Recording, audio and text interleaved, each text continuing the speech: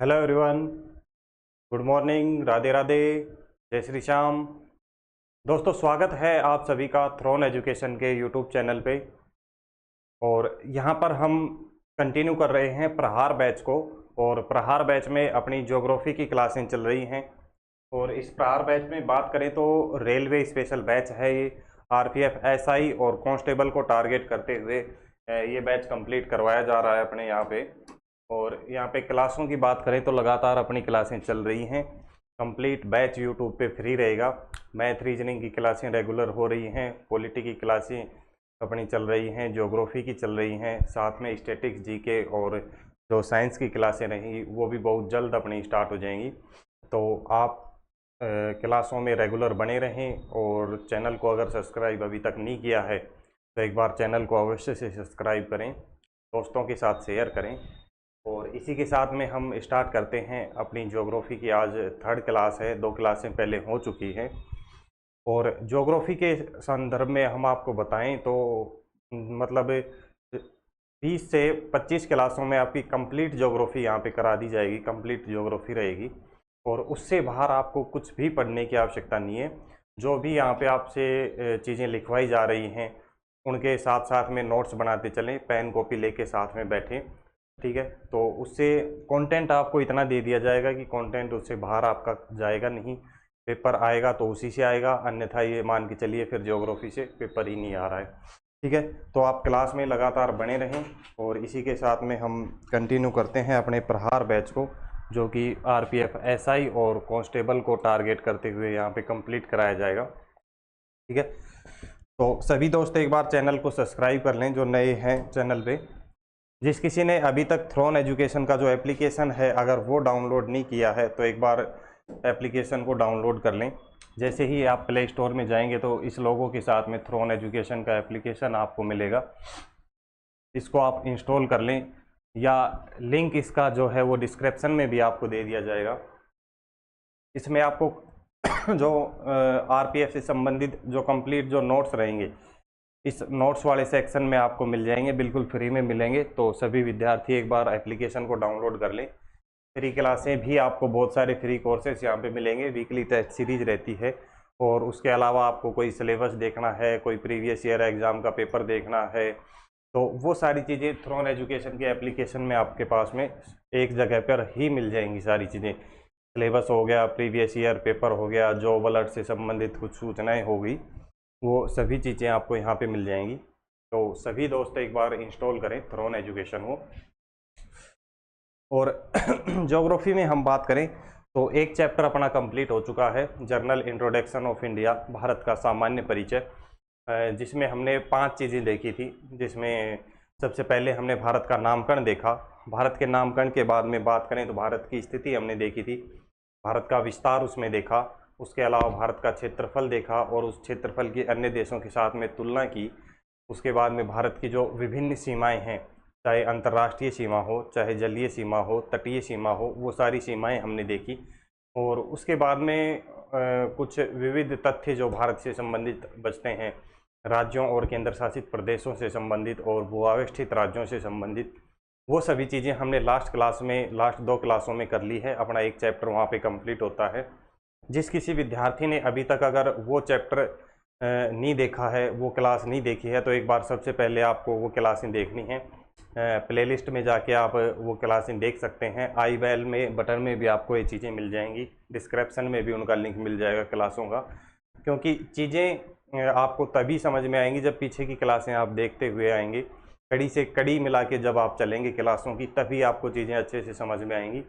और तभी आप एक अच्छे मार्क ले सकते हैं, अच्छा सिलेक्शन एक उसमें ले सकते हैं। क्योंकि वहाँ पर नंबर कटने के चांसेस आपके कम हो जाएंगे, क्वेश्चन बिल्कुल आपके सही रहेंगे। तो एक बार पीछे की क्लासें आप देख लें, के बाद में हम स्टार्ट करते हैं जो भारत का भौतिक प्रदेश, अपना जो चैप्टर रहेगा, chapter number 2 physiographic of India के बारे में हम यहाँ पे आज चर्चा करेंगे।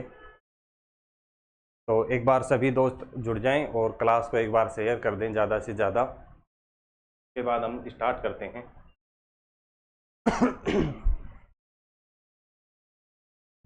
तो आप हेडिंग डाल लें, चैप्टर नंबर 2 रहेगा भारत की ज्योग्राफी में, चैप्टर नंबर 2 की ज्योग्राफिक ऑफ इंडिया, भारत के भौतिक प्रदेश, ये वाली आप हेडिंग डाल लें।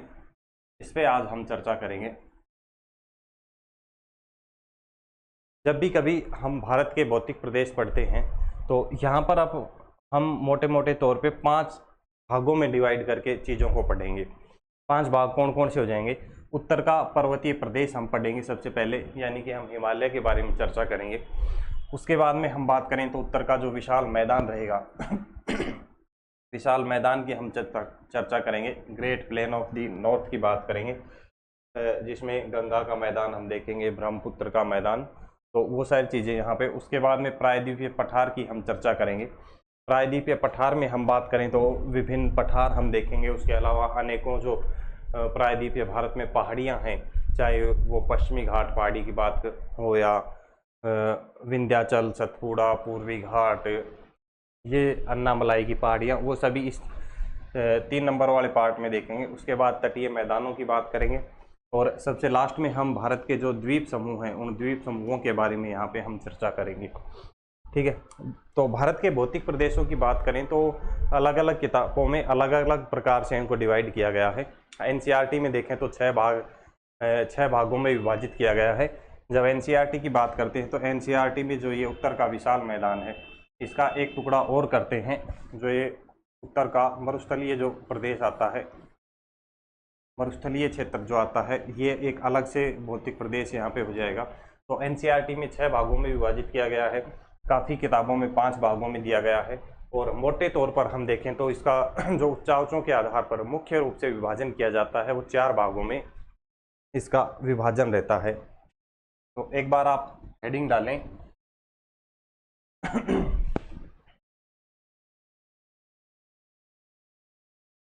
चैप्टर नंबर 2 आप डाल लें, चैप्टर 2 भारत के भौतिक प्रदेश। और भारत के भौतिक प्रदेशों में आप नोट करें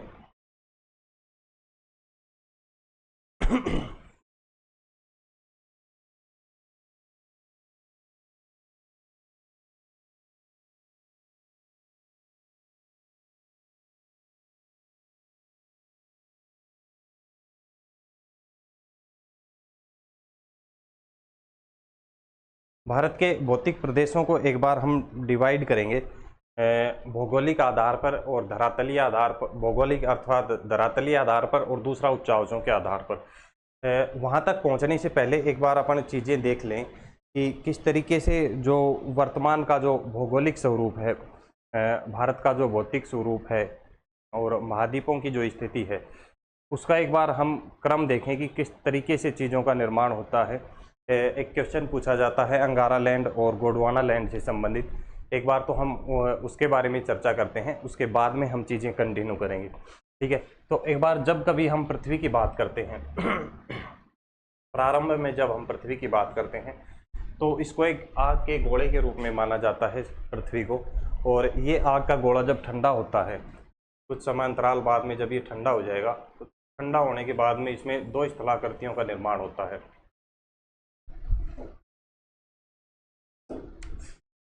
जब ये ठंडा हो जाएगा तो यहाँ पे 2 स्थलाकृतियों का निर्माण होता है। एक तो भाग रहेगा जलीय भाग और एक भाग रहेगा कौन सा? स्थलीय भाग।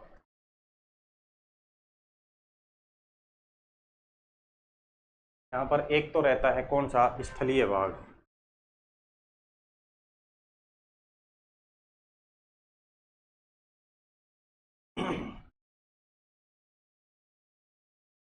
एक तो हो जाएगा स्थलीय भाग और जो दूसरा यहाँ पे बचता है वो कौन सा हो जाएगा? जलीय भाग। ये वाला जो क्षेत्र बचता है ये हो जाता है जलीय भाग।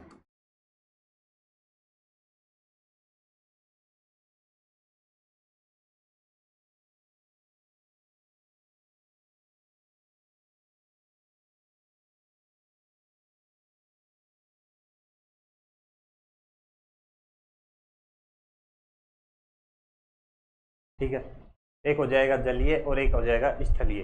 बात करें जलीय भाग की, इस जलीय भाग को नाम दिया जाता है पैंथालासा। तो क्या कहा जाता है? पैंथालासा। और बात करें इस स्थलीय भाग की, इस स्थलीय भाग को कहा जाएगा क्या? पेंजिया।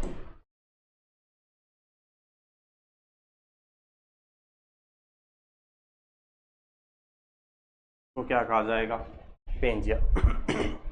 उसके बाद में कुछ समय बीतता है और समय बीतने के बाद में जो ये पेंजिया रहेगा, इस पेंजिया में विखंडन होता है। कुछ समय बीतने के बाद में इस ये जो पेंजिया है यानी कि स्थलीय भाग है, इसका विखंडन होता है और विखंडन होने पर दो भूखंडों का यहाँ पे निर्माण होता है। यहाँ पे हम बात करें तो दो भूखंडों का यहाँ पे निर्माण होता है। एक की बात करें, ऊपर वाला भूखंड तो कहलाता है अंगारा भूमि,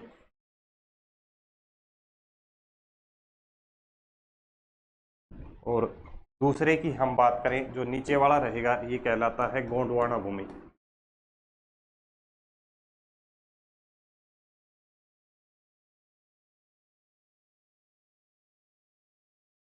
ये क्या कहलाएगा, गोंडवाना भूमि। एक हो जाएगा अंगारा भूमि, दूसरा हो जाएगा गोंडवाना भूमि। और जो मध्य का जो क्षेत्र बचता है पुनः, जो ये मध्य का जो क्षेत्र यहाँ पे बचेगा, ये वाला भाग रहता है तेतीस सागर का।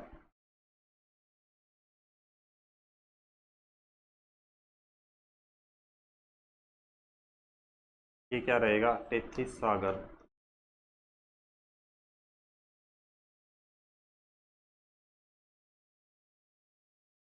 ये हो जाएगा तेतीस सागर।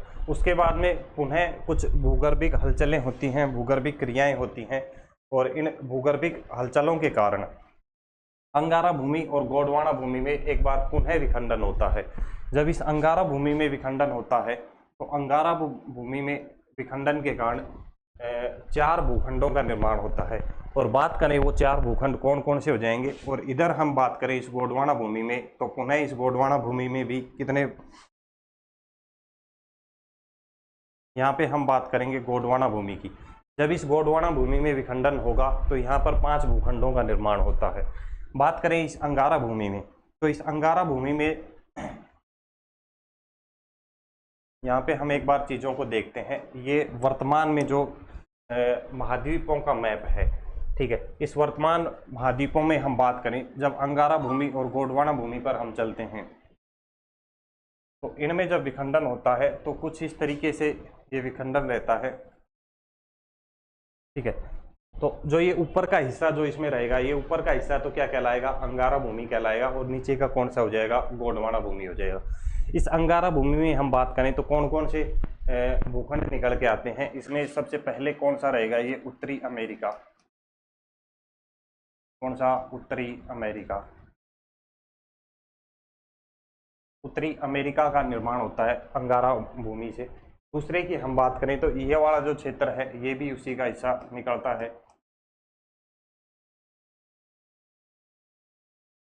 ग्रीनलैंड। उसके बाद में नेक्स्ट हम बात करें तो ये वाला जो क्षेत्र है, ये वाला, ये कौन सा हो जाएगा, यूरोप। और ये कौन सा हो जाएगा, एशिया।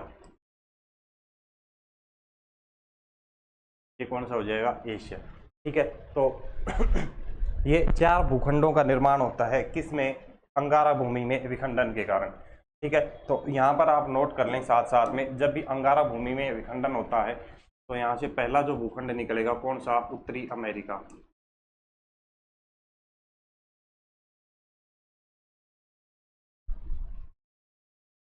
उत्तरी अमेरिका। दूसरा कौन सा बताया हमने, ग्रीनलैंड।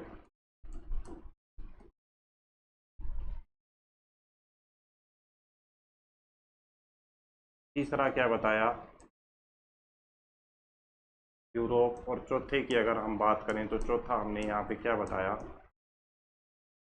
एशिया, ठीक है। ये चार भूखंड किससे विभाजित होते हैं, अंगारा भूमि से। नीचे अगर हम बात करें किसकी, गोंडवाना भूमि की, जब हम बात करें तो इस गोंडवाना भूमि से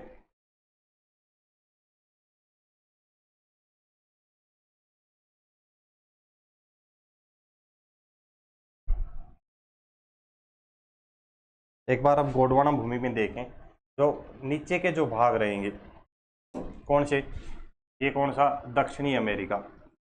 उत्तरी अमेरिका, ये कौन सा हो जाएगा, दक्षिणी अमेरिका।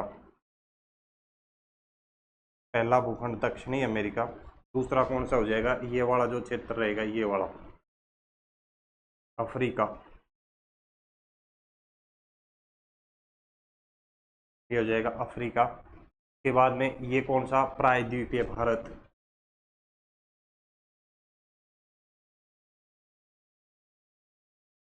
प्रायद्वीपीय भारत, ठीक है। प्रायद्वीपीय भारत के बाद में हम बात करें तो ये कौन सा हो जाएगा, ऑस्ट्रेलिया।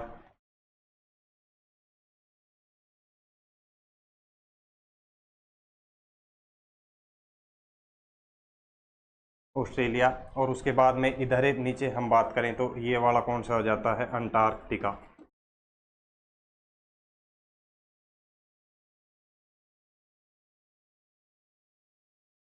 ये कौन सा हो जाएगा, अंटार्कटिका, नीचे का क्षेत्र। तो ये 5 भूखंड किससे किससे विभाजित होते हैं, गोंडवाना लैंड से। 5 किससे विभाजित होंगे, गोंडवाना लैंड से। तो गोंडवाना लैंड में जब विखंडन होता है, पहला कौन सा हो जाएगा, दक्षिणी अमेरिका। दक्षिणी अमेरिका।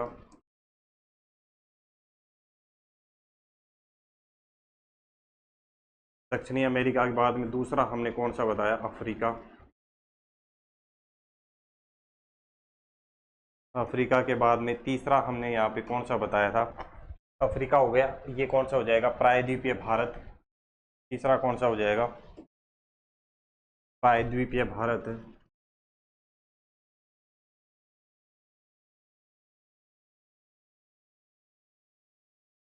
प्रायद्वीपीय भारत के बाद में चौथा क्या बताया था, ऑस्ट्रेलिया।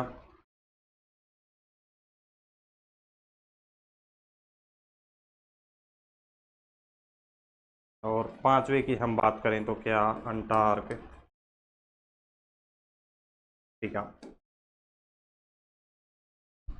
ठीक है। तो ये 5 भूखंडों का इस तरीके से यहाँ तक निर्माण होता है। तो एक बार यहाँ तक आप चीज़ें एक बार नोट कर लें, अगर आपके समझ में नहीं आई है तो एक बार दोबारा से बता देते हैं। प्रारंभ में होता क्या है, पृथ्वी एक आग के गोले के रूप में रहती है, संपूर्ण पृथ्वी, ठीक है। तो और कुछ समय बीतने के बाद में जब ये आग का गोला ठंडा हो जाएगा तो 2 स्थलाकृतियों का यहाँ पे निर्माण होता है। एक हो जाएगा जलीय भाग, एक हो जाएगा स्थलीय भाग, ठीक है। जलीय भाग जो है वो कहलाता है पैंथालासा, उसको कहा गया, और स्थलीय भाग को कहा गया पेंजिया। स्थलीय भाग और जलीय, पुनः समय बीतने के बाद में स्थलीय भाग यानी कि पेंजिया में विखंडन होता है। पेंजिया में विखंडन होने पर 2 भूखंडों का निर्माण होता है। एक तो हो जाएगा अंगारा भूमि, दूसरी हो जाएगी गोंडवाना भूमि, ठीक है। यानी कि अंगारा लैंड और गोंडवाना लैंड। यहाँ पे अंगारा भूमि में पुनः विखंडन होता है। पुनः विखंडन होने के बाद में यहाँ पे 4 भूखंडों का निर्माण होता है। और 4 भूखंड कौन से हो जाएंगे, उत्तरी अमेरिका, ग्रीनलैंड, यूरोप और एशिया, ठीक है। गोंडवाना भूमि की यहाँ पे बात करें, गोंडवाना भूमि में विखंडन पे दक्षिणी अमेरिका, अफ्रीका, प्रायद्वीपीय भारत, ऑस्ट्रेलिया और अंटार्कटिका, ये भूखंड यहाँ से निकलते हैं। मध्य का जो क्षेत्र रहेगा वो क्या कहलाता है, 33 सागर कहलाता है, ठीक है। और इसमें अपन कुछ भारत की स्थिति देखें तो भारत कुछ इस तरीके से स्थित रहेगा। यानी कि भारत जो है, वर्तमान भारत किस किस का हिस्सा रहेगा, तो वो गोंडवाना भूमि प्लस में 33 सागर का हिस्सा है। प्रायद्वीपीय भारत की बात करें तो गोंडवाना भूमि का हिस्सा रहेगा। और ऊपर के हिमालयी क्षेत्र की हम बात करें तो किसका हिस्सा है, 33 सागर का हिस्सा है, ठीक है। तो यहाँ तक एक बार आप चीज़ों को नोट करें, उसके बाद में नेक्स्ट हम चलते हैं।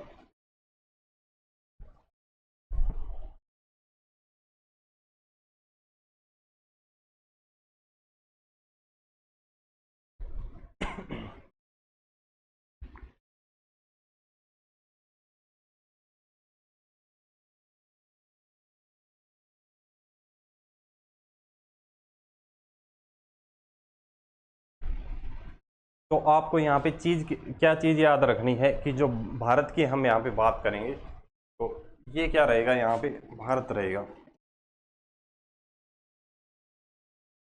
इसका हिस्सा 33 सागर प्लस में गोंडवाना भूमि का हिस्सा। अंगारा भूमि का भारत के साथ में कोई लेना देना नहीं है। यहाँ तक 2-4 बातें आपको याद रखनी है, नोट कर लें। और उसके बाद में अब हम भारत के जो भौतिक प्रदेश हैं उनको हम पढ़ते हैं।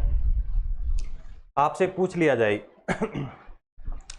अगर आपसे एशिया के बारे में पूछा जाए, एक इम्पोर्टेंट चीज़ यहाँ पे नोट करने की ये है, जो एशिया जो रहेगा, एशिया तो कहाँ पर स्थित रहेगा, किसका हिस्सा रहेगा, एशिया तो हिस्सा रहेगा किसका, अंगारा भूमि का, ठीक है।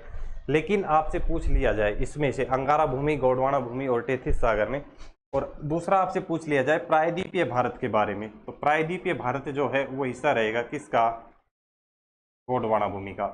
ये इम्पोर्टेंट चीज़ है, विद्यार्थी इसमें कंफ्यूज होता है और आंसर लगभग गलत कर देता है, तो इसमें कंफ्यूज नहीं होना है अपने को। एशिया और प्रायद्वीपीय भारत में।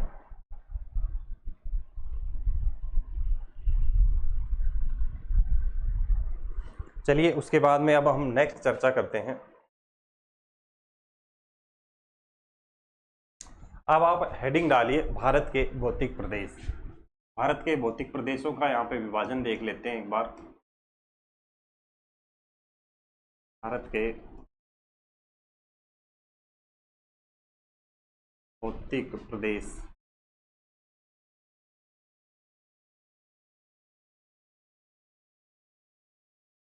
तो भारत के भौतिक प्रदेशों का मोटे तौर पर दो तरीकों से हम विभाजन कर सकते हैं यहाँ पे।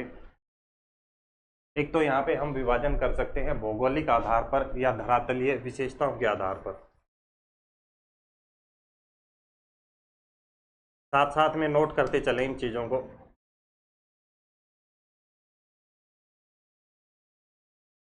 पहला हो जाएगा भौगोलिक या धरातलीय विशेषताओं के आधार पर।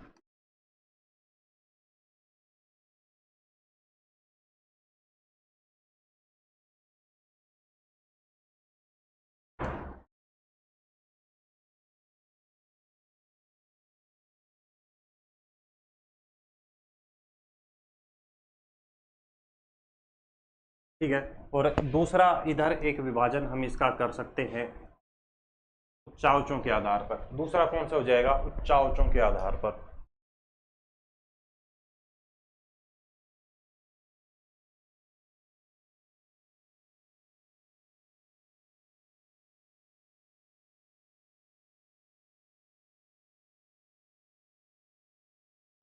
ठीक है, तो जब भौगोलिक आधार पर या धरातलीय विशेषताओं के आधार पर विभाजन करेंगे तो ये हम इसको विभाजित कर सकते हैं 5 भागों में। कितने? 5 भागों में। ये 5 भाग एक बार आप नोट कर लें फटाफट से, साथ साथ में लिखते रहें चीज़ों को। पहला कौन सा हो जाएगा? उत्तर का पर्वतीय प्रदेश।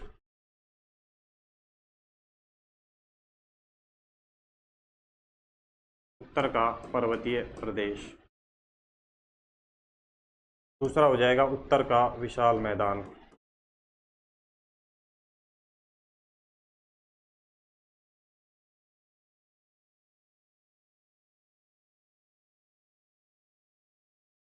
उत्तर का विशाल मैदान। तीसरा कौन सा हो जाएगा? प्रायद्वीपीय।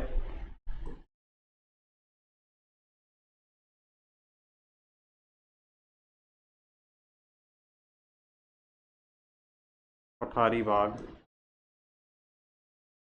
चौथा यहाँ पे हो जाएगा तटीय मैदान।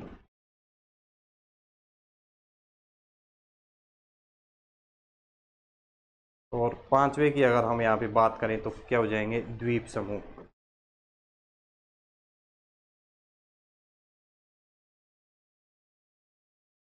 ठीक है, ये तो हो जाएंगे किसके आधार पर? धरातलीय विशेषताओं के आधार पर, यानी कि भौगोलिक आधार पर। इधर उच्चावचों के आधार पर जब हम बात करेंगे तो इनको हम लिख सकते हैं 4 भागों में। 4 भागों में बात करें तो क्या हो जाएंगे? पर्वत, पहाड़ियां, पठार और मैदान। पर्वत, पहाड़ियां,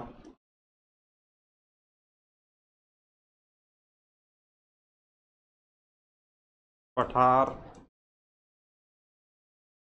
और 4 नंबर पे क्या हो जाएगा? मैदान। ठीक है, ये यहाँ पे मोटे तौर पर 4 भागों में इनको डिवाइड किया जाता है। पर्वतों की बात करें तो भारत के कितने हिस्से पर पर्वत पाए जाते हैं? तो आपको याद रखना है 10.5% हिस्से पर। कितना हो जाएगा? क्या याद रखना है आपको? 10.5%। पहाड़ियों की बात करें तो कितनी हो जाएंगी? 18.6%। 18.6% क्या हो जाएंगी? पहाड़ियाँ हो जाएंगी।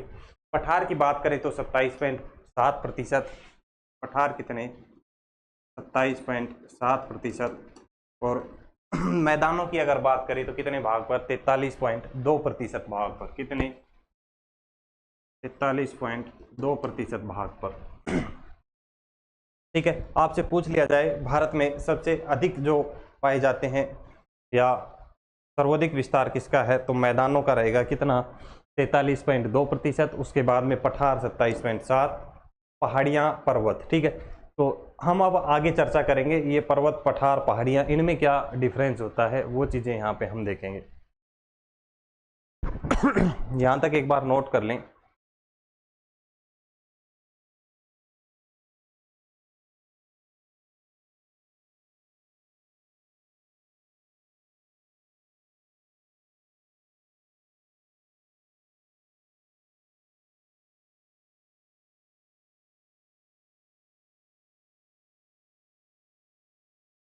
चलिए नेक्स्ट चलते हैं हम। अब हमने यहाँ पे पहला तो कौन सा बता दिया, दो तरीके से हमने बताया भारत के भौतिक प्रदेश, दो तरीके से, एक तो कौन से हो जाएंगे भौगोलिक और दूसरे उच्चांशों के आधार पर। अब 1 बाई 1 करके एक बार हम इनके देख लेते हैं मोटे मोटे स्वरूप कैसे हैं। जब हम भौगोलिक आधार पर या धरातलीय विशेषताओं के आधार पर बात करेंगे तो हमने ये 5 चीजें देखी, इनको एक बार भारत के मैप में एक बार हम देखें यहाँ पे। तो सबसे पहले हमने क्या बताया, उत्तर का पर्वतीय प्रदेश। इस उत्तर के पर्वतीय प्रदेश की हम बात करें तो इसका विस्तार कुछ इस तरीके से पाया जाता है।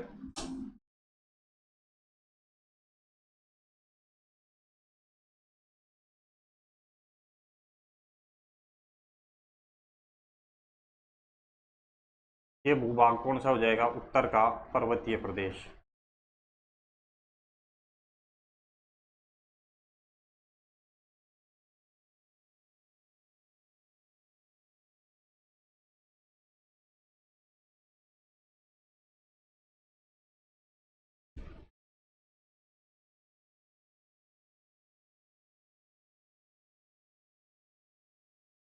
उत्तर का पर्वतीय प्रदेश, उसके बाद में उत्तर का विशाल मैदान आता है। बीच का जो ये भाग रहेगा ये कौन सा रहेगा, प्रायद्वीपीय पठारी प्रदेश। ये कौन सा हो जाएगा, यहाँ पर आप देखेंगे तो कुछ इस तरीके से,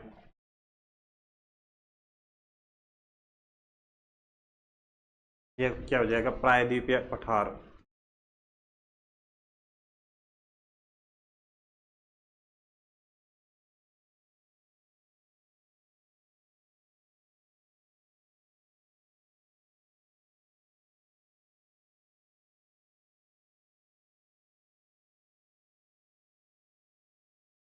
ठीक है, प्रायद्वीपीय पठार के बाद में ये जो वाला हिस्सा निकल के आएगा ये क्या हो जाएगा, तटीय मैदान हो जाएंगे। ये क्या हो जाएंगे, यहाँ पे तटीय मैदान हो जाएंगे। ये हो जाएंगे तटीय मैदान। और उसके अलावा ऊपर का जो ये भाग बचता है ये वाला, ये क्या हो जाएगा, उत्तर का विशाल मैदान।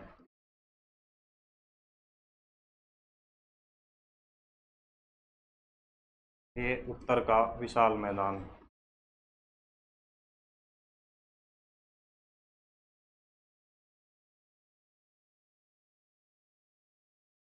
और ये भूखंड कौन से बच जाएंगे, ये क्या हो जाएंगे, द्वीप समूह। ठीक है, ये क्या हो जाएंगे, द्वीप समूह। तो ये चीज़ें आपके एक बार समझ में आई यहाँ तक। जो अब नेक्स्ट चैप्टर में हमें ये 5 चीज़ें पढ़नी है, इनकी स्थिति एक बार भारत के मैप में देखें तो ये समझ में आई। पहला कौन सा हो जाएगा, उत्तर का पर्वतीय प्रदेश, ये वाला। उसके बाद में उत्तर का विशाल मैदान, ये वाला जो मध्य का जो बच जाएगा ये कौन सा, प्रायद्वीपीय पठार। और तटों के समीप का जो मैदानी क्षेत्र रहेगा ये क्या कहलाएगा, तटीय मैदान। और इनकी हम बात करें तो ये क्या हो जाएंगे, द्वीप समूह। ठीक है,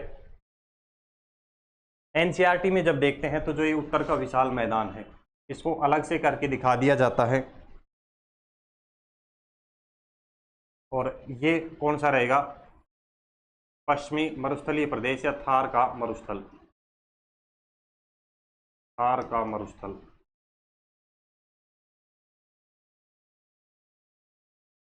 या मरुस्थलीय क्षेत्र, इसी का ये भाग रहेगा। ठीक है, तो ये चीज़ें मोटी मोटी करके हमें पढ़नी है नेक्स्ट चैप्टर में। तो एक बार इनको मैप में आप दर्शा लें चीज़ों को, पांचों भूखंडों को, सॉरी पांचों जो भौतिक प्रदेश हैं उनको दर्शा लें। उसके बाद नेक्स्ट हम चर्चा करते हैं।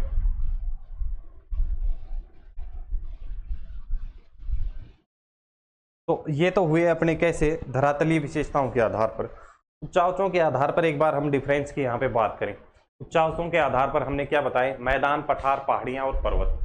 मैदानों की बात करें तो कितने भाग पर स्थित है, 43.2% भाग पर। पठार कितने, 27.7% पर।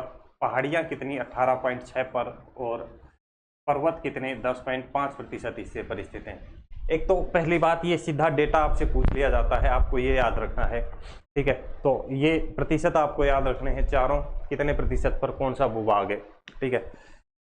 इनमें हम डिफरेंस की बात करें तो इनमें जो मुख्य डिफरेंस है, एक तो हम समुद्र तल से ऊंचाई के आधार पर इनका विभाजन किया जाता है। मोटे तौर पर हम देखें तो सबसे पहले देखें समुद्र तल के आधार पर।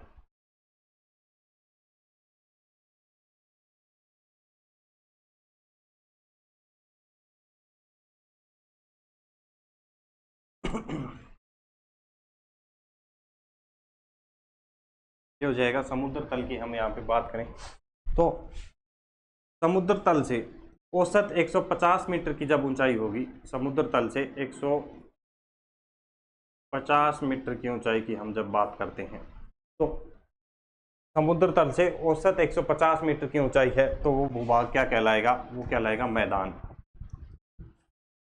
यहाँ पे ऐसे नोट कर लो 150 मीटर, तो क्या कहलाएगा, वो उच्चावच मैदान कहलाता है, ठीक है। उसके बाद में दूसरा बात करें, समुद्र तल से अगर औसत ऊंचाई 300 से 600 मीटर रहती है, औसत ऊंचाई 300 से 600 मीटर रहती है, तो ये क्या कहलाएगा, ये उच्चावच क्या कहलाएगा, पठार। ये उच्चावच क्या कहलाएगा, पठार कहलाएगा। और उसके बाद में समुद्र तल से औसत ऊंचाई की अगर हम बात करें 1000 मीटर तक ये चली जाती है, ये कितनी चली जाती है, 1000 मीटर तक, 1000 मीटर तक ये चली जाती है, तो ये उच्चावच क्या कहलाता है, पहाड़ियाँ कहलाती हैं। ये क्या कहलाएंगी, पहाड़ियाँ,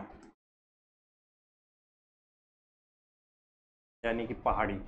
और एक सबसे लास्ट में बचता है कि अगर इसकी औसत ऊंचाई 1000 मीटर से अधिक हो और ये साथ में अगर कितना 50 डिग्री का ढाल बनाती है, कितना 50 डिग्री का अगर ढाल बनता है, और ऊंचाई की बात करें कितनी, 1000 मीटर से अधिक, 1000 मीटर से अधिक, तो ये जो उच्चावच है ये क्या कहलाता है, ये कहलाता है पर्वत। ये क्या कहलाता है, पर्वत, ठीक है। तो इनमें जो विभाजन किया जाता है मुख्य रूप से औसत ऊंचाई के आधार पर किया जाता है। समुद्र तल से 150 मीटर ऊंचा मैदान, 300 से 600 मीटर ऊंचा पठार, 1000 मीटर तक क्या कहलाएंगी, पहाड़ियाँ, और 1000 मीटर से अधिक ऊंचाई हो और साथ ही 50 डिग्री का न्यूनतम ढाल बनता है, तो वो क्या कहलाता है, पर्वत कहलाता है। तो इसको भी एक बार आप नोट कर ले।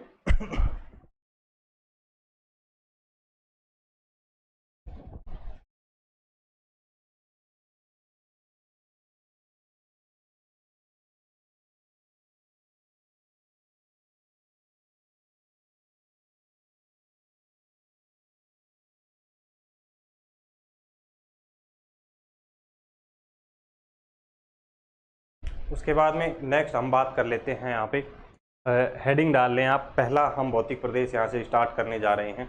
उत्तर का पर्वतीय प्रदेश पढ़ेंगे सबसे पहले, ये वाला जो हिस्सा है ये हम पढ़ेंगे, उत्तर का पर्वतीय प्रदेश।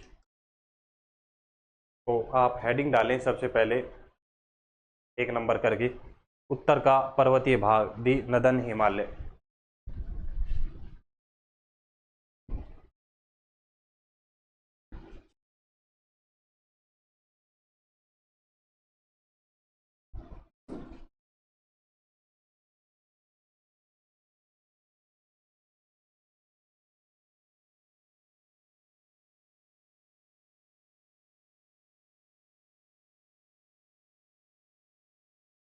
उत्तर का पर्वतीय भाग,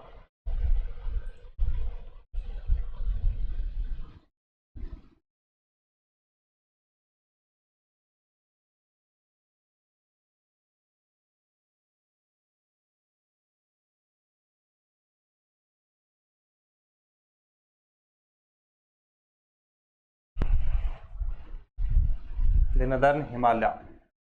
ठीक है, तो ये आप यहाँ तक हेडिंग डालें। इसके विभाजन को एक बार हम देखें, उत्तर के पर्वतीय भाग को।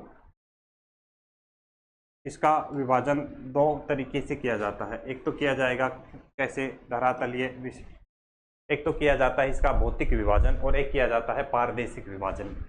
तो पहला आप यहाँ पे लिखें इसका भौतिक विभाजन।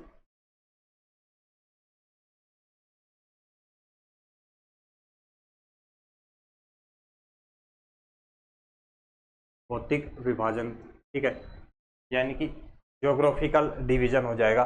दूसरा यहाँ पे किया जाता है प्रादेशिक विभाजन।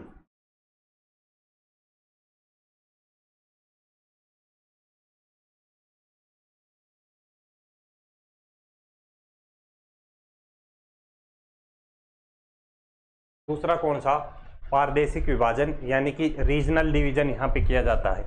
जब बात करें हिमालय के भौतिक विभाजन की, तो भौतिक विभाजन में हिमालय को मुख्य रूप से 3 भागों में विभाजित किया जाता है।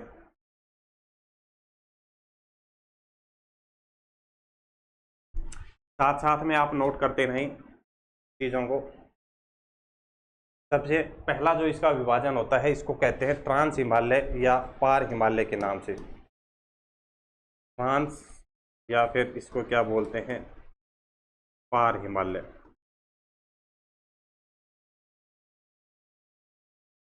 ठीक है। दूसरा कौन सा कहलाता है, मुख्य हिमालय। मुख्य हिमालय।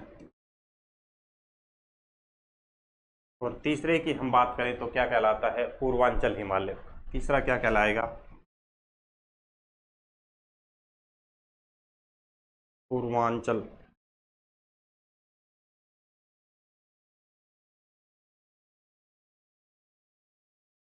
तीसरा क्या कहलाता है, पूर्वांचल हिमालय। बात करें इस ट्रांस हिमालय की, तो इस ट्रांस हिमालय का पुनः विभाजन किया जाता है ट्रांस हिमालय या पार हिमालय का 3 भागों में, और इसमें 3 श्रेणियां हमें पढ़नी होती हैं। पहली कौन सी हो जाएगी, काराकोरम।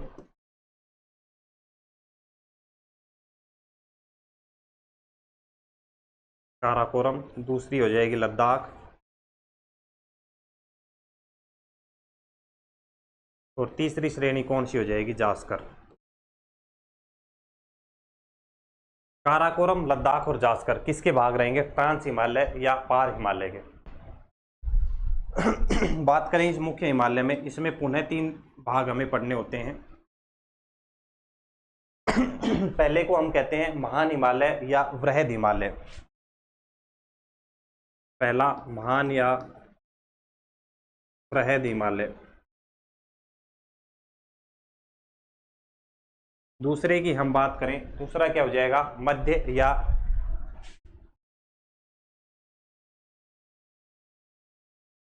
मध्य हिमालय। दूसरा क्या हो जाएगा, मध्य हिमालय, या इसको निम्न हिमालय भी कहते हैं। और तीसरे की हम बात करें, तीसरे को क्या कहते हैं, बाह्य हिमालय या शिवालिका के नाम से इसको जानते हैं।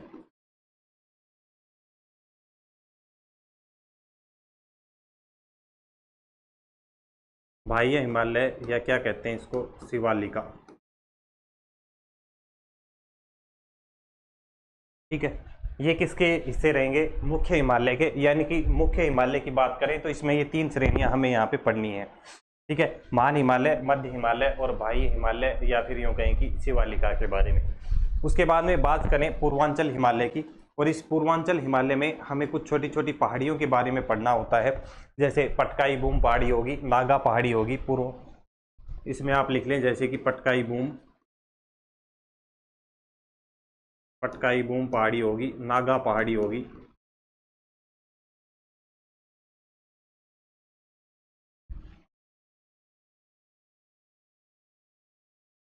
और उसके बाद में मिजो पहाड़ियाँ हो गई। ठीक है, ये कुछ पहाड़ियाँ हैं, और 2-3 छोटी छोटी पहाड़ियाँ हैं जो हमें किस में पढ़नी होती हैं, पूर्वांचल हिमालय में। ठीक है, तो ये तो हुआ हिमालय का भौतिक विभाजन। ठीक है, इधर हम बात करें प्रादेशिक विभाजन की, यानी कि रीजनल डिवीजन की। अगर हम बात करें हिमालय की, तो रीजनल डिवीजन के आधार पर हिमालय को 4 भागों में विभाजित किया गया है, यानी कि 4 डिवाइडेशन हमें यहाँ पे पढ़नी होती है। और ये एक बार आप यहाँ पे नोट कर लें साथ साथ में रीजनल डिवीजन के आधार पर।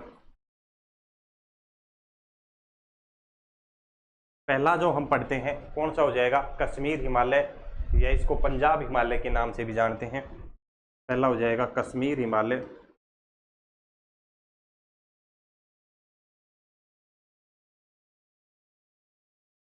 कश्मीर के बाद में दूसरा आता है कुमायूं हिमालय।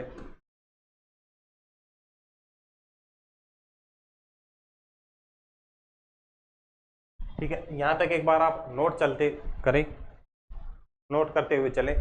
और तीसरे की हम बात करें तो कौन सा हो जाएगा, नेपाल हिमालय।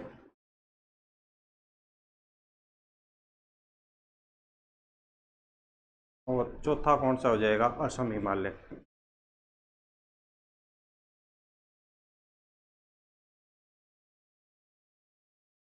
तो ये हो जाएगा हिमालय का, यानी कि जो हिमालय का नहीं, उत्तर का जो पर्वतीय भाग है उसका विभाजन हो जाएगा। नदन हिमालय का जो वर्गीकरण है, या यूं हम कहेंगे इसका जो डिवाइडेशन है, वो इस तरीके से मोटे तौर पर दो भागों में किया जाता है। पहला जो कौन सा हो जाएगा, भौतिक विभाजन हमें पढ़ना होता है, एक बार देख लें फटाफट से और साथ साथ में नोट करते हुए चलें। पहला भौतिक विभाजन, दूसरा हमें पढ़ना होता है पारदेशिक विभाजन। ठीक है, अपने को चीज़ें सारी पढ़नी है, जितने चैप्टर पढ़ने हैं वो इतने अच्छे से पढ़ने हैं कि उसमें अगर क्वेश्चन आ जाए, चाहे किसी भी एग्जाम का हो, हम ये नहीं कहेंगे कि स्पेशल आरपीएफ का ही हो, एसआई का हो, ठीक है, चाहे कोई भी एग्जाम हो उससे रिलेटेड क्वेश्चन आएगा तो इसी से आएगा, अन्यथा क्वेश्चन आएगा ही नहीं। ठीक है, आपको इस तरीके से यहाँ पे कंटेंट दिया जाएगा।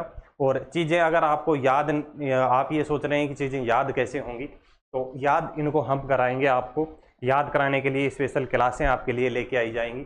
तब तक आपको नोट्स बनाने हैं साथ साथ में, और बार बार ज़्यादा से ज़्यादा रिवाइज करनी है चीज़ों को। याद कराने की गारंटी हमारी है, लास्ट में याद हम आपको कराएंगे। ठीक है, चाहे वो ट्रिक के माध्यम से कैसे भी हम कराएं, चीज़ों को याद आपको करा देंगे। ठीक है, भौतिक विभाजन में 3 पार्ट हमें पढ़ने हैं, ट्रांस हिमालय या पार हिमालय, मुख्य हिमालय, और कौन सा हो जाएगा, पूर्वांचल हिमालय। तो यहाँ तक नोट करें और उसके बाद में आप हेडिंग डाल लें नेक्स्ट उसमें ट्रांस हिमालय या पार हिमालय के बारे में। पहले हम पढ़ेंगे ट्रांस हिमालय। ट्रांस हिमालय में तीनों जो श्रेणियाँ रहेंगी वो तीनों श्रेणियाँ पढ़ेंगे।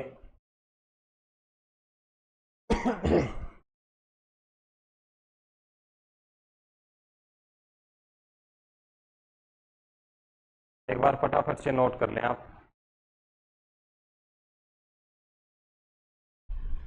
ये हमने हिमालय का यहाँ पे वर्गीकरण देखा, एक बार मैप में आपको चीज़ें समझा दें, भारत के मैप में हिमालय के बारे में।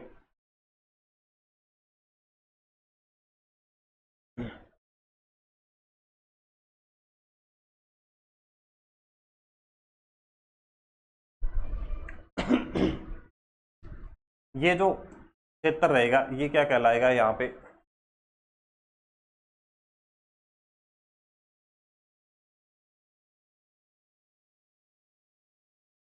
ये क्षेत्र किसका है, हिमालय का रहेगा। ठीक है, इस हिमालय की बात करें तो हमने क्या बताई यहाँ पे, सबसे पहले ट्रांस हिमालय के बारे में बताया। ट्रांस हिमालय में 3 श्रेणियां यहाँ पे रहेंगी, कौन सी, काराकोरम, लद्दाख और कौन सी, जास्कर। ये 3 समांतर श्रेणियां लगभग समांतर सी दिखाई देती हैं ऊपर नीचे लगातार। ये 3 श्रेणियां क्या कहलाएंगी, काराकोरम। ये पहली श्रेणी कौन सी हो जाएगी, काराकोरम श्रेणी। दूसरी की हम बात करें ये कौन सी हो जाएगी, लद्दाख श्रेणी। और तीसरी कौन सी हो जाएगी, जास्कर श्रेणी। तीसरी कौन सी हो जाएगी, जास्कर श्रेणी।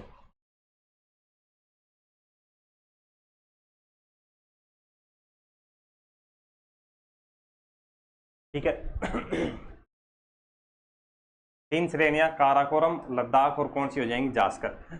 नीचे ये यहाँ से यहाँ तक की जो लगातार जो ये श्रेणी जा रही है, निरंतर एक श्रृंखला है। और ठीक है, ये कौन सी हो जाएगी, वृहद हिमालय हो जाएगी। कौन सी हो जाएगी, वृहद हिमालय। और ये कुछ इस हिस्से में आके नीचे की तरफ घुमावदार इसमें मोड़ पाया जाता है, नीचे की तरफ ये मुड़ जाती है। इधर बात करें तो पाकिस्तान की, और ये नीचे की तरफ पाकिस्तान में ये चली जाती है। तो ये श्रेणी कौन सी हो जाएगी, ऊपर वाली, वृहद हिमालय की। पहली श्रेणी ये यहाँ पे कौन सी, वृहद हिमालय की।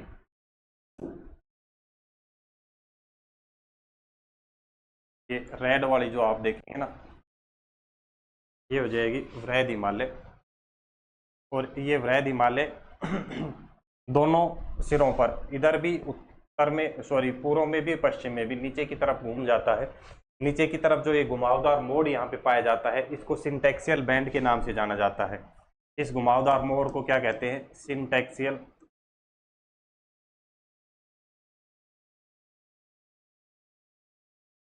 सिंटैक्सियल बैंड कहते हैं इसको, सिंटैक्सियल बैंड इसको कहते हैं। ठीक है। दूसरा जो बीच में आप देखेंगे, इसको मध्य हिमालय कहते हैं। ये एक निरंतर श्रृंखला नहीं है, टुकड़ों के रूप में ये विभाजित है। ये कौन सी हो जाएगी? मध्य हिमालय। उसके बाद में सबसे लास्ट की जो रहेगी कौन सी? शिवालिका वाली श्रेणी। ये कौन सी रहेगी? शिवालिका। और बात करें शिवालिका की तो ये पुनः एक निरंतर श्रृंखला रहती है। ये कौन सी हो जाएगी? शिवालिका। ठीक है, तो ये तीनों श्रेणियां यहाँ तक आपको समझ में आई। पहली कौन सी बताइए? वृहद हिमालय की,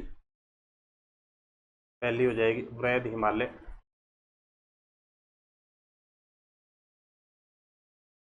दूसरी हो जाएगी मध्य हिमालय।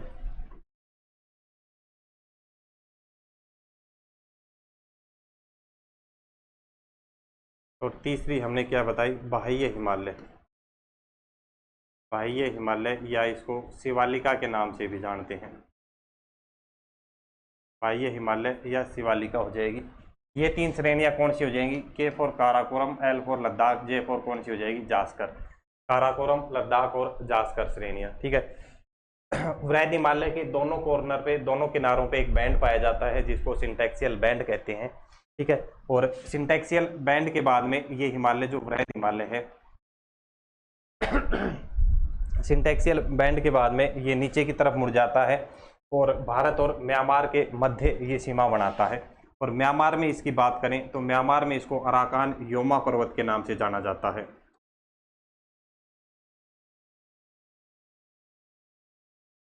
अराकान योमा पर्वत। ठीक है। म्यांमार में इसको क्या नाम से जाना जाएगा? म्यांमार में, ऐसे नोट कर लें, अराकान योमा पर्वत के नाम से जाना जाएगा।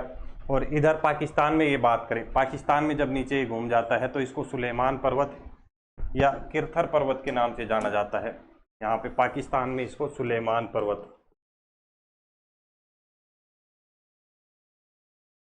सुलेमान पर्वत के नाम से जाना जाएगा। कहाँ पे? पाकिस्तान में। सुलेमान या इसको किरथर पर्वत के नाम से भी जाना जाता है। ठीक है। उसके बाद में एक बात आपको ये याद रखनी है, जो कैलाश पर्वत जो रहेगा, कौन सा? कैलाश पर्वत। ये कैलाश पर्वत कौन सी श्रृंखला का विस्तार रहेगा? तो ये आपको याद रखना है, कौन सी? लद्दाख श्रृंखला का। मध्य वाली जो ये लद्दाख श्रृंखला रहेगी, इसी लद्दाख श्रृंखला का विस्तार कौन सी श्रृंखला रहेगी? कौन सा पर्वत? कैलाश पर्वत। ठीक है, इसका विस्तार रहेगा कौन सा? कैलाश पर्वत।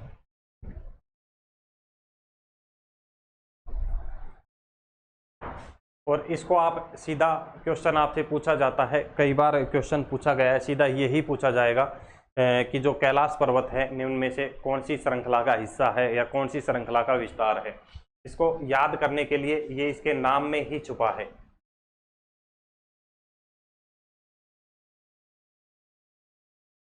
कैलाश, कै फॉर क्या हो जाएगा? कैलाश। और एल फॉर क्या हो जाएगा? लद्दाख। कै और एल, कै और ले से आप याद रख सकते हैं। कै फॉर कैलाश और एल फॉर क्या हो जाएगा? लद्दाख हो जाएगा।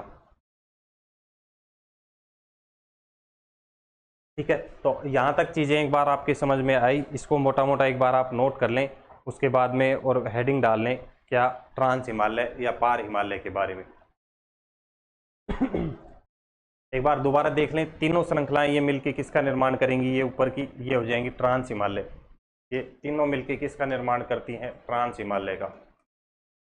ये हो जाएगा ट्रांस हिमालय। तो अभी प्रारंभ में जो हम चीज़ें पढ़ेंगे इन्हीं तीनों श्रृंखलाओं के बारे में पढ़ेंगे, यानी कि इसी ट्रांस हिमालय के बारे में। ये तीनों मिलके किसका निर्माण करती हैं? ये तीनों श्रृंखलाएं मिलके किसका निर्माण करेंगी? मुख्य हिमालय का। किसका? मुख्य हिमालय का। और यहाँ पे जो छोटी छोटी पहाड़ियाँ आपको देखने को मिलेंगी, इस हिस्से में छोटी छोटी पहाड़ियाँ ये रहेंगी। ये पहाड़ियाँ क्या कहलाएंगी? पूर्वांचल की पहाड़ियाँ। ये क्या कहलाएंगी? पूर्वांचल की पहाड़ियाँ।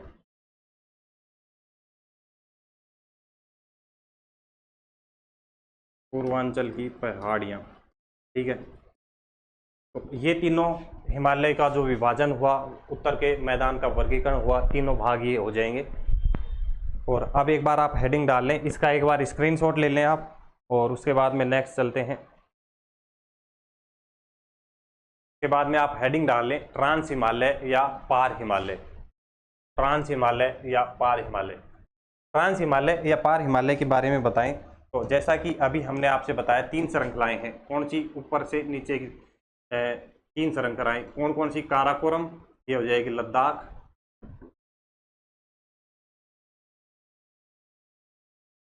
काराकोरम, लद्दाख, और तीसरी कौन सी हो जाएगी, ये जास्कर। काराकोरम, लद्दाख और जास्कर, ये 3 श्रृंखलाएं हो जाएंगी। बात करें कौन सी, लद्दाख श्रृंखला की, ये जो लद्दाख श्रृंखला है, इसी लद्दाख श्रृंखला का ये यहाँ तक विस्तार है, क्या, कैलाश पर्वत। लद्दाख श्रृंखला का विस्तार क्या हो जाएगा, कैलाश पर्वत हो जाएगा। ठीक है, इसमें ऊंची चोटियों के बारे में पूछ लिया जाता है आपसे। बात करें कौन सी, काराकोरम श्रेणी की, इस काराकोरम की सबसे ऊंची चोटी अगर आपसे पूछ ली जाए तो कौन सी रहेगी, काराकोरम की सबसे ऊंची चोटी K2 या इस क्या रहेगी, गॉडविन ऑस्टिन। इसको क्या बोलते हैं, गॉडविन ऑस्टिन के नाम से इसको जाना जाता है, गॉडविन ऑस्टिन। ठीक है, इसी तरीके से जो लद्दाख जो श्रृंखला है, लद्दाख श्रृंखला की जो सबसे ऊंची चोटी रहेगी, इसको राकापोसी पर्वत कहा जाता है। लद्दाख श्रृंखला की सबसे ऊंची चोटी कौन सी, राकापोसी।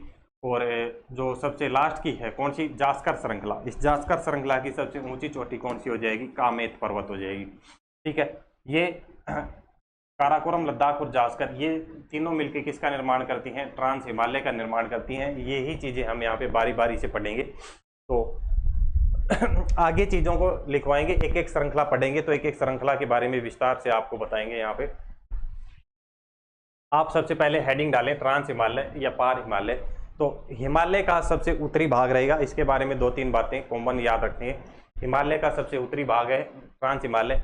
इसके निर्माण की बात करें तो इसका निर्माण हिमालय से भी पहले हो गया था। हिमालय से पहले इसका निर्माण होने के कारण ही तो इसका वो हिमालय का मेरुदंड कहा जाता है। इसके विस्तार की बात करें तो लगभग 1000 किलोमीटर में इसका विस्तार है। उत्तर पश्चिम से उत्तर पश्चिम से उत्तर पूर्व की ओर इसके विस्तार की बात करें तो लगभग 1000 किलोमीटर में इसका विस्तार फैला हुआ है। और औसत ऊंचाई की इसकी बात करें तो लगभग 4000 मीटर के आसपास की इसकी औसत ऊंचाई रहती है। तो ट्रांस हिमालय के बारे में 2-3 पॉइंट फटाफट से आप एक बार नोट कर लें। हेडिंग ट्रांस हिमालय डालें और 2-3 पॉइंट यहाँ पे नोट करें। सबसे पहले नोट करें हिमालय का सबसे उत्तरी भाग क्या हो जाएगा, हिमालय का सबसे उत्तरी भाग।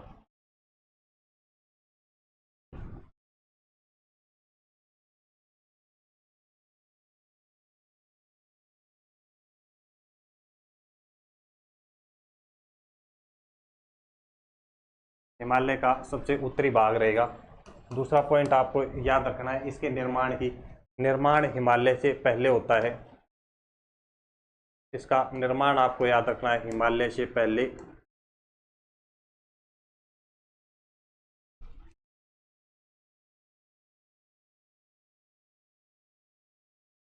आपको 4 ऑप्शन दे दिए जाएंगे कि निम्न में से किसका निर्माण सबसे पहले होता है। आपको दे दिया ट्रांस हिमालय, मुख्य हिमालय, पूर्वांचल और शिवालिका, इस तरीके से। तो आपको वहाँ पे क्या याद रखना है, सबसे पहले इनमें निर्माण किसका होता है, ट्रांस हिमालय का यहाँ पे इसका निर्माण होता है।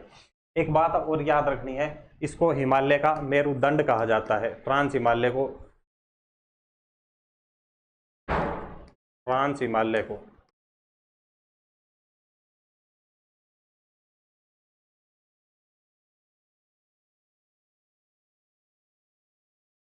या सीधा नोट कर लें आप, ज़्यादा चीज़ों को ना बढ़ाएं। इसको हिमालय का मेरुदंड कहलाता है, हिमालय का मेरुदंड।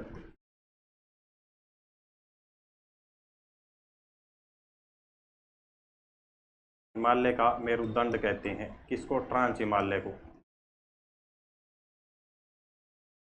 हिमालय का मेरुदंड कहते हैं। इसके विस्तार की बात करें तो विस्तार आप इसका नोट कर लें, कितना रहेगा, 1000 किलोमीटर में विस्तार इसका कितना रहेगा, यानी कि लंबाई की बात करें तो लगभग 1000 किलोमीटर इसका विस्तार रहता है। औसत ऊंचाई की अगर आपसे बात पूछी जाए तो इसकी औसत ऊंचाई कितनी रहेगी, औसत ऊंचाई भी आप नोट कर लें। औसत ऊंचाई कितनी रहेगी, 4000 मीटर। कितनी रहेगी, 4000 मीटर रहेगी उसकी औसत ऊंचाई। तो ये 3-4 बातें याद रखनी है आपको ट्रांस हिमालय के कॉमन। ठीक है, उसके बाद में आप हेडिंग डाल लें। ये तो हुआ संपूर्ण ट्रांस हिमालय के बारे में कॉमन बातें। अब एक एक श्रृंखला हम यहाँ पे पढ़ेंगे।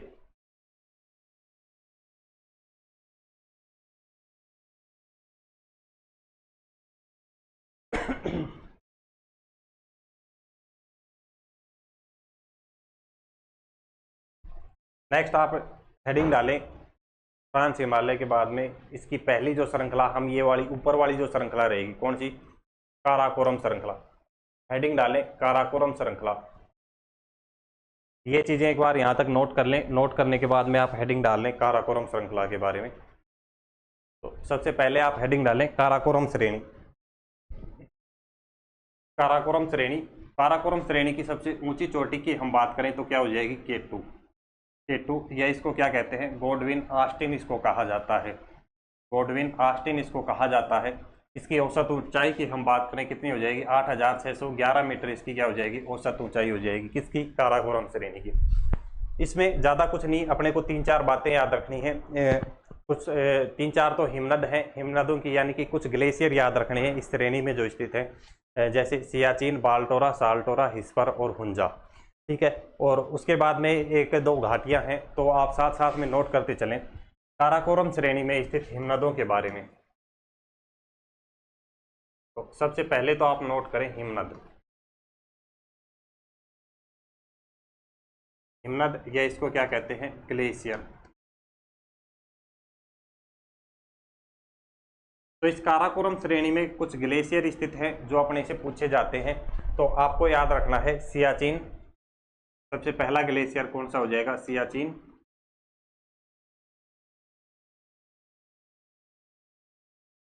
सियाचिन के बाद में एक आता है बाल्टोरा। बाल्टोरा के बाद में एक आता है साल्टोरा।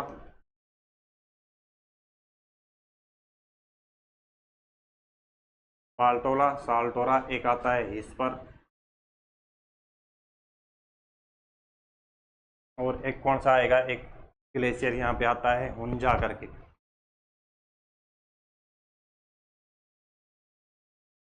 एक हो जाएगा कौन सा, हुंजा। और एक कौन सा हो जाएगा, बेफो। एक कौन सा हो जाएगा, बेफो।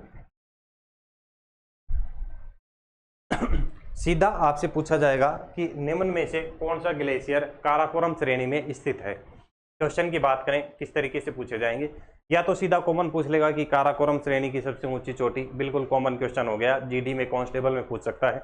ऐसा ही में बात करें तो आपसे इस तरीके से पूछेगा निम्न में से कौन सा ग्लेशियर काराकोरम श्रेणी में स्थित है या कौन सा नहीं है। इस तरीके से आपसे क्वेश्चन यहाँ पे पूछ सकता है।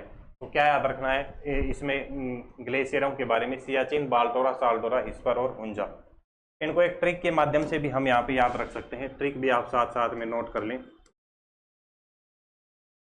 और इस ट्रिक की बात करें तो ट्रिक क्या हो जाएगी, सचिन बाल्टी साल्टी ला बेफेलो है। सचिन बाल्टी साल्टी ला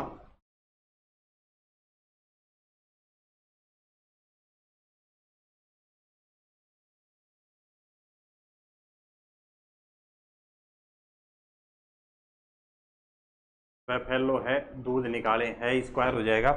सचिन से बात करें तो कौन सा हो जाएगा, सियाचिन हो जाएगा। बाल्टी से बात करें बाल्टोरा हो जाएगा। साल्टी से बात करें साल्टोरा हो जाएगा। साल्टोरा हो जाएगा। बै से बात करें कौन सा हो जाएगा, बेफो हो जाएगा। है से बात करें कौन सा हो जाएगा, हिस्पर। और है स्क्वायर से बात करें तो क्या हो जाएगा, हिंजा हो जाएगा। हिस्पर और क्या हो जाएगा, हुंजा हो जाएगा। ठीक है, इस ट्रिक के माध्यम से आप चीज़ों को याद रख सकते हैं, क्योंकि क्वेश्चन आपसे सीधा यही पूछा जाएगा कि निम्न में से कौन सा इसमें स्थित है और कौन सा इसमें स्थित नहीं है। ठीक है। इस तरीके से आप नोट कर लें। उसके बाद में हम बात करें सियाचिन ग्लेशियर के बारे में, कुछ 2-3 इंपॉर्टेंट बातें हैं जो अपने एग्जाम में सीधी पूछी जाती हैं। तो आप यहाँ पे हेडिंग डालें सियाचिन ग्लेशियर।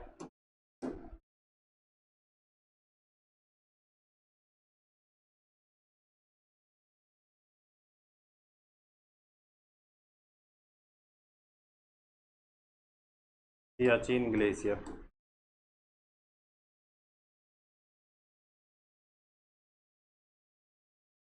और इस सियाचिन ग्लेशियर से आप 2-3 बातें ये इसमें नोट करें। इस सियाचिन ग्लेशियर से एक नदी निकलती है, कौन सी? तो सबसे पहले तो आपको ये याद रखना है, विश्व का सबसे ऊंचा युद्ध स्थल आपसे पूछ लिया जाए तो कौन सा हो जाएगा? सियाचिन ग्लेशियर। सबसे पहले तो नोट करें, भारत का सबसे बड़ा ग्लेशियर रहेगा। पहला पॉइंट, भारत का सबसे बड़ा ग्लेशियर।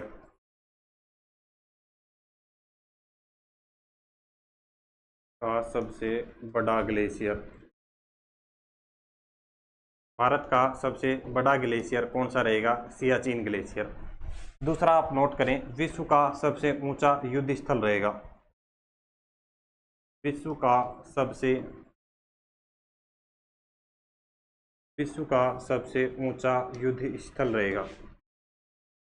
विश्व का सबसे ऊंचा युद्ध स्थल, विश्व का सबसे ऊंचा युद्ध स्थल रहेगा कौन सा? सियाचिन ग्लेशियर। ठीक है, बात करें इस सियाचिन ग्लेशियर से। इस सियाचिन ग्लेशियर से एक नदी निकलती है, अपने को याद रखना है कौन सी? नुब्रा नदी। कौन सी? नुब्रा नदी यहाँ से निकलती है। नुब्रा नदी निकलती है और ये नुब्रा नदी निकलने पर एक घाटी का निर्माण करती है। कौन सी? नुब्रा घाटी का निर्माण करती है। ये नुब्रा नदी नुब्रा घाटी का निर्माण करती है। यहाँ पे नोट करें, नुब्रा घाटी। ये नुब्रा नदी नुब्रा घाटी का निर्माण करती है। और बात करें इस नुब्रा घाटी की, इस नुब्रा घाटी को डोमरा घाटी या फूलों की घाटी के नाम से जाना जाता है। क्या? डोमरा घाटी या फूलों की घाटी। फूलों की, डोमरा घाटी या फूलों की घाटी के नाम से इसको जाना जाता है। इसमें एक खास बात यह है कि यहाँ पे 2 कुब्बड़ वाले ऊंट पाए जाते हैं। कौन सी घाटी में? नुब्रा घाटी में 2 कुब्बड़ वाले ऊंट। 2 कुब्बड़ वाले ऊंट यहाँ पे पाए जाते हैं। ऊंट पाए जाते हैं।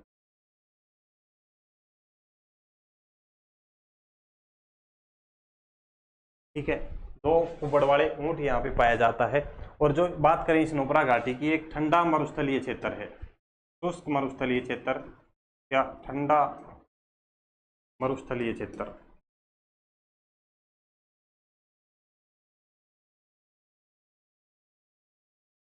क्या हो जाएगा? ठंडा मरुस्थलीय क्षेत्र हो जाएगा। तो ये 3-4 बातें याद रखनी है अपने को इसके काराकोरम श्रृंखला के बारे में। सबसे पहले क्या याद रखना है? काराकोरम श्रेणी सबसे ऊंची चोटी केटू या गोडविन ऑस्टिन हो जाएगी, ऊंचाई 8611 मीटर।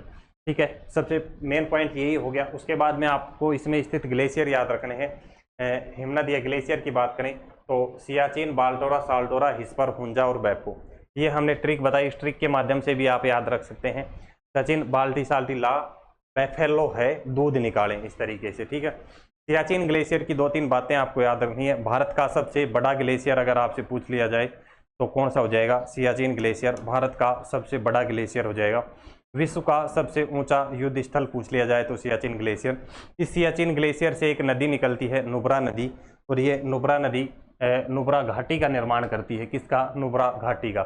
इस नुब्रा घाटी को डोमरा घाटी या फूलों की घाटी के नाम से जाना जाता है।